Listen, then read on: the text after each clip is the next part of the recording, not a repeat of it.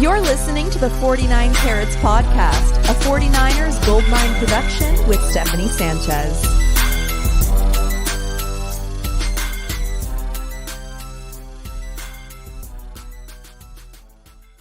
What's going on, everyone? Welcome to another edition of the 49 Carats Podcast. I'm your host, Steph, and today I'm really excited to have on a special guest with me today. If you guys haven't heard of the College Gridiron Showcase, wake up and smell the roses. It's out there. It's coming. If you haven't heard about it yet, you will probably in the future. And this is a great introduction to CGS All-Star if you haven't heard about it as well.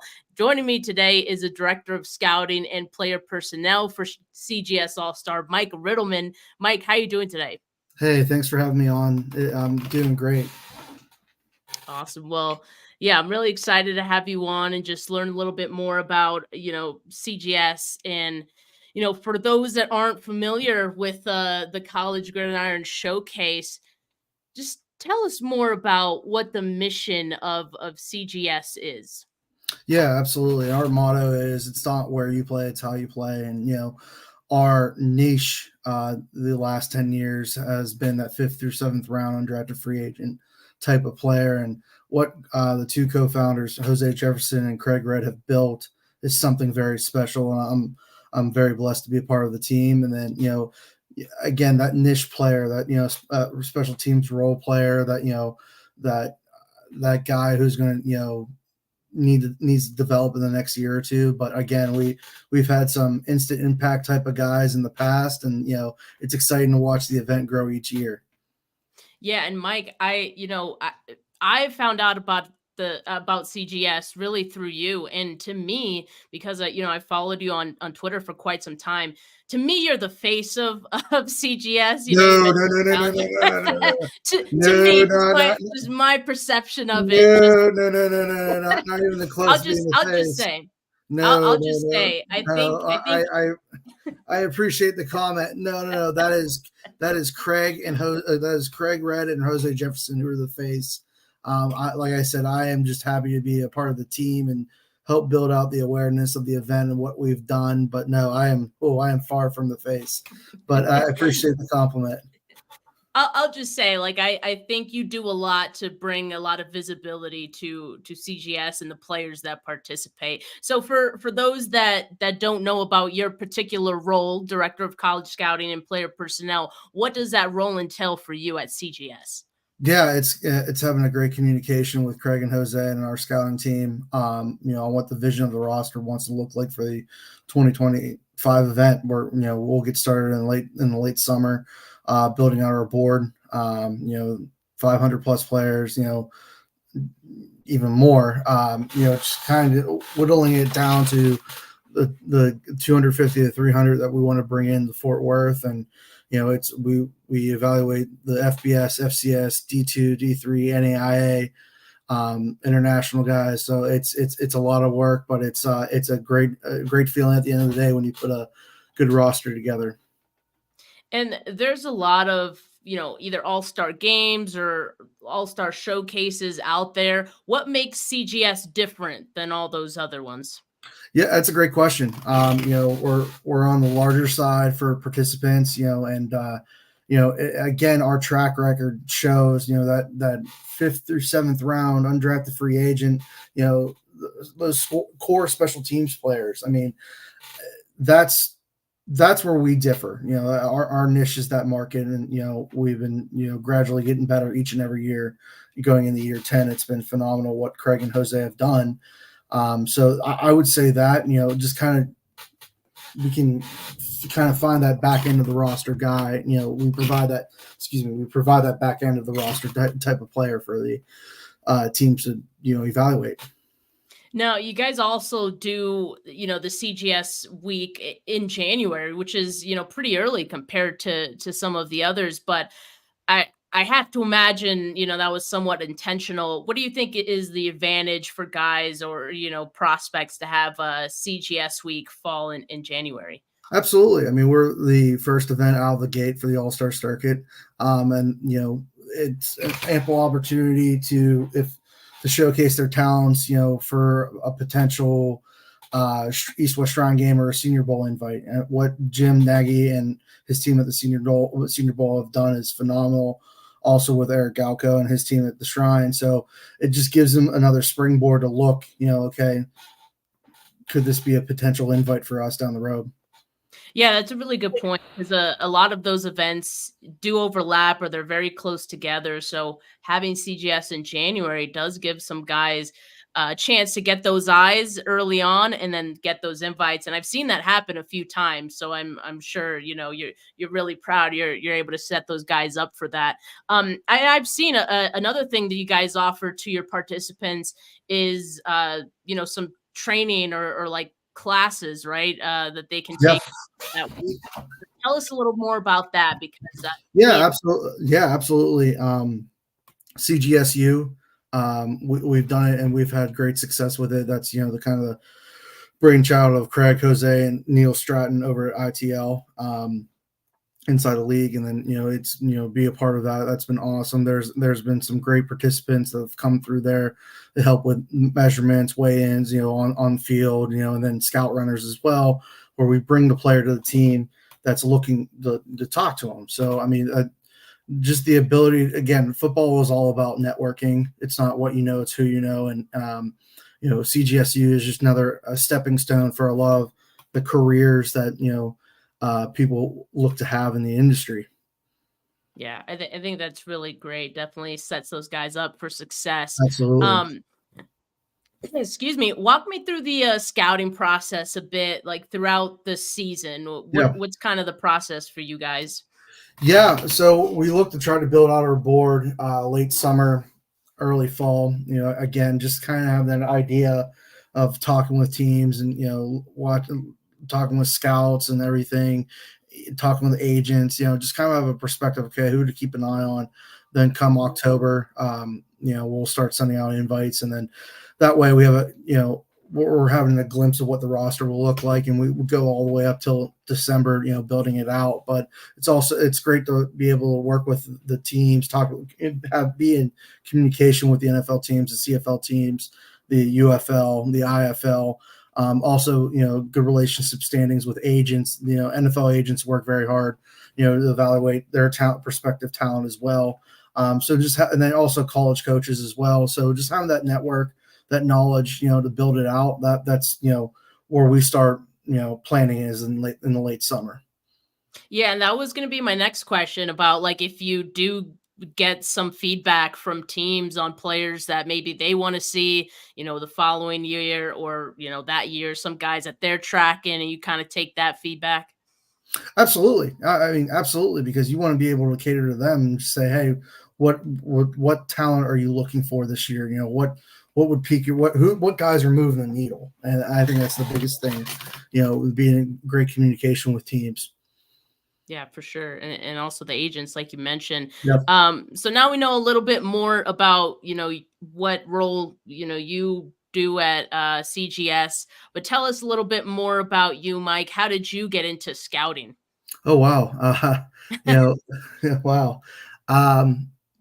I got on with CGS back in 2016 as an intern. And, again, having mentors and friends like Craig and Jose have been phenomenal. Just kind of letting me watch the process, how to run a successful all-star event works, and, building those connections within the leagues and the players and the colleges and everything like that. So worked my way up and, earned this role, earned this title. And it's been great. It's, I love the game of football from the coaching aspect and the evaluation aspect. So it's been great. I can't say enough good things about it. And, watching this event grow and be able to help so many athletes, showcase their talents. It's awesome. And was CGS your first experience with scouting, or did you have any experience with that before? Yeah. Oh, really? Okay. Yeah. So that's awesome. So you've been able to grow within the role quite a bit as well. That's awesome. Absolutely. Yeah. What are some of the guys that participated in this year's CGS that you're kind of, you really have a keen eye on and you're expecting will be contributors at the next level? Oh yeah, absolutely. So I think Miles Battle from Utah, the corner, great length, measured in at 6'3" at CGS. I'm excited to see what his measurements are at his pro day. A long physical corner. Very popular teams with interviews there. Shaheem Battle from NC State, the corner, another long corner. Mike Novinsky, he's an offensive lineman from Kansas, multi-year starter at Kansas at the center position, and then also at Buffalo, too. Tough, very flexible, was physical and pass pro at CGS. So he stands out. I could go on and on and on. Is there anyone in specific you want to talk about? Yeah, actually, so Yeah. Cam Johnson out of Northwestern, he just had his pro day. He participated at CGS this season, and he seems to be quietly raising his stock as of late. What did you like about his game? Yeah, just a consistent route runner. Good, reliable hands. Was the leading receiver for Northwestern this year. And then looking to do the dirty work. Has special teams return value as well. So I saw his time. Was in the 4.48, 4.5 range, so I think that was a good time. Did at a 37-inch vertical, which was awesome. So, Cam's again is coming back to that tough, reliable special team score player that has potential. That's what at CGS we like to look for. What value do you bring from the special team standpoint for a football team as well? So tell me a little bit more about that, because I think that's interesting, right? Like, obviously you're looking at guys who, range within the rounds of 5 through 7, and maybe guys who project to be undrafted free agents as well. And so with that, I'm sure that comes with a different set of things you kind of look for in those guys. And you just mentioned the value of special teams, right? Absolutely. Is there anything else that you kind of look for with that range of players, more so than maybe other rounds would?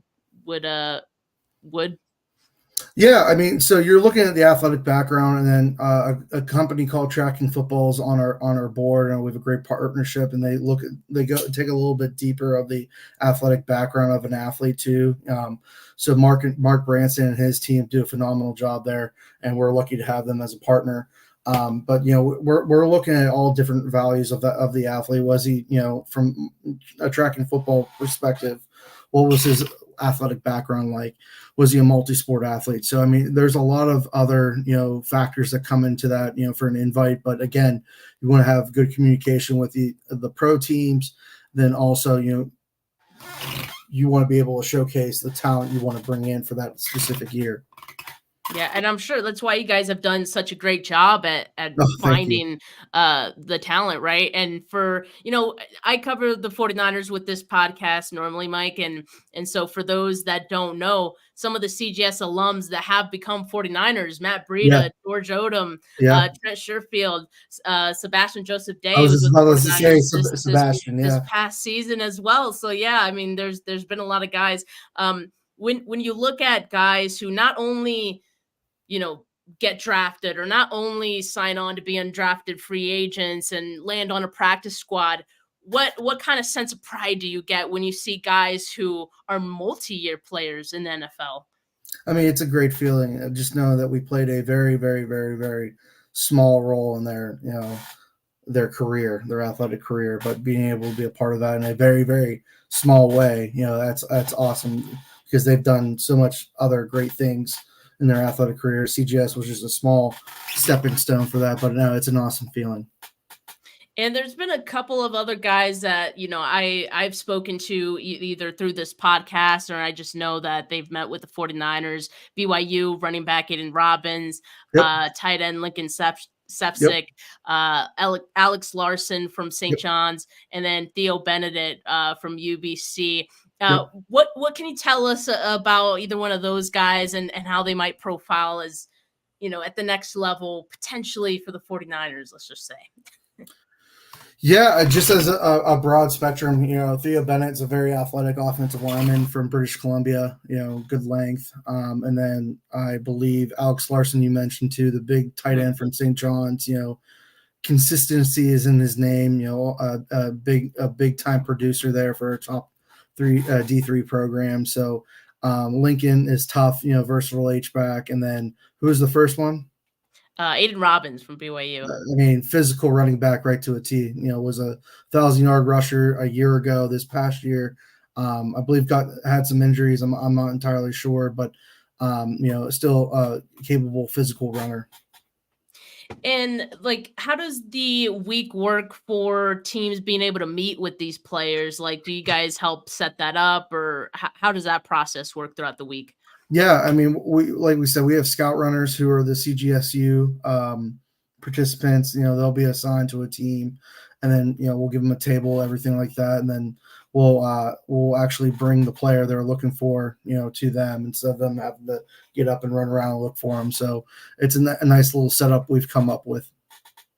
So I have one last question for you, Yeah. and it's about Brock Purdy. I mean, how do you feel like Brock Purdy? And I know Purdy, wasn't a CGS alum. He did participate at the Shrine Bowl, but how do you feel like him, just being the last pick in the draft has changed the landscape of scouting for those maybe lesser known, smaller school athletes?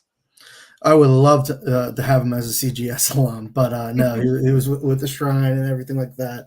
I think those are your core roster players that 4th through the 7th round type of deals, and Brock being the last pick in the draft. I mean, there's always an evaluation standpoint for all the prospects, and you want to see where you can get a key component to build your team with. And again, every detail matters, and Brock's having a lot of success now with the 49ers. And have you experienced like a direct result of Purdy's impact being like a late round guy into scouting, not just for CGS maybe, but for other tems? Like, have you gotten any teams being like, "Hey, Mike, find us the next Brock," or who's the next Brock? It's just making sure from a CGS perspective is bringing the good quality talent to the event. And, that way we're, that's our job. And then the rest is up to the teams. Well, Mike, you're definitely doing that. And like I said, I mean, you guys are just growing each and every year. So I always look forward to seeing who you guys bring on, and definitely I keep an eye on who the 49ers have met at those events. And, if those guys get invites at the other bowl games as well. So continue doing the great work that you guys are doing over there at CGS, and, good luck this next upcoming year as well in your scouting. Oh, I appreciate it. You're more than welcome to come down to CGS. We love having we love having the media down there cover the event as well. But no, thank you again for letting me talk about CGS, and love listening to your content. And then we'll be talking more about prospects here in the coming future. Yes, we will. Thank you, Mike. And thank you for everyone that tuned in. Make sure you like this video if you haven't yet. Make sure you subscribe to the channel if you haven't yet. There will be plenty more interviews like this. And as always, the prospect spotlight interviews that I'm doing leading up to the draft. So if you love draft content, this is the right place to be. But for now, have a good rest of your Friday, folks. Peace.